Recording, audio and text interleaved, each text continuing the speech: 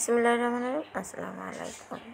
তো কুরবানির মাংস, শুকর আলহামদুলিল্লাহ। দেখুন কুরবানির গোস্ত রান্না করতে নিয়ে নিলাম। তো ভালো করে ধুয়ে নিয়েছি। এখানে 2 কেজি মাংস। দিয়ে দিলাম পেঁয়াজ কুচি, আর দিয়ে দিলাম বাদাম বাটা, দিয়ে দিলাম আদা রসুন বাটা, দিয়ে দিলাম ধনিয়া গুঁড়ো,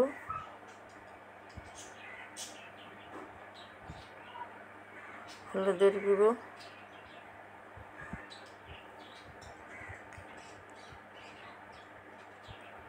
মরিচের গুঁড়ো,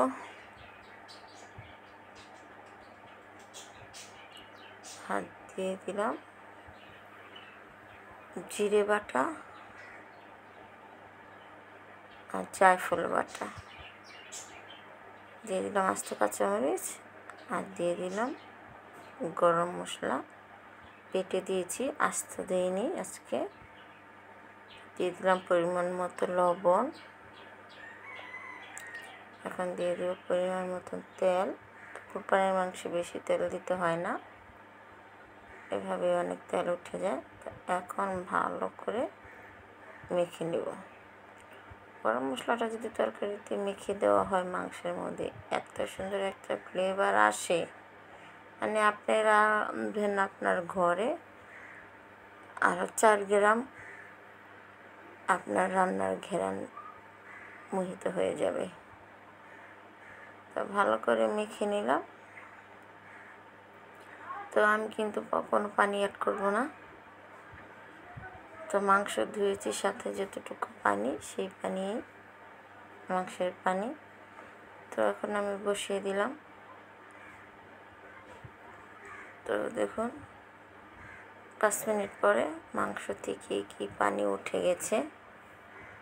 আমি এই পানি দিয়ে ভাপে ভাপে মাংসটা সিদ্ধ করে নেব, কারণ কুরবানির মাংস তাড়াতাড়ি রান্না হয়ে যায়। তো দেখুন কতক্ষণে মাংসটা হয়ে গেল।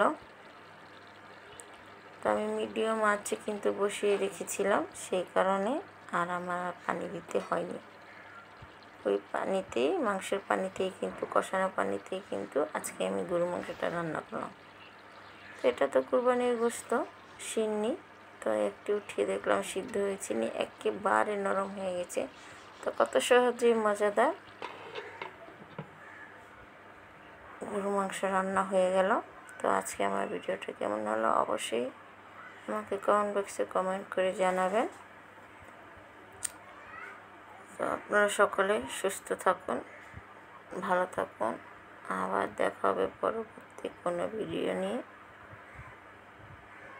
Subscribe my channel, please support me. আল্লাহ হাফেজ।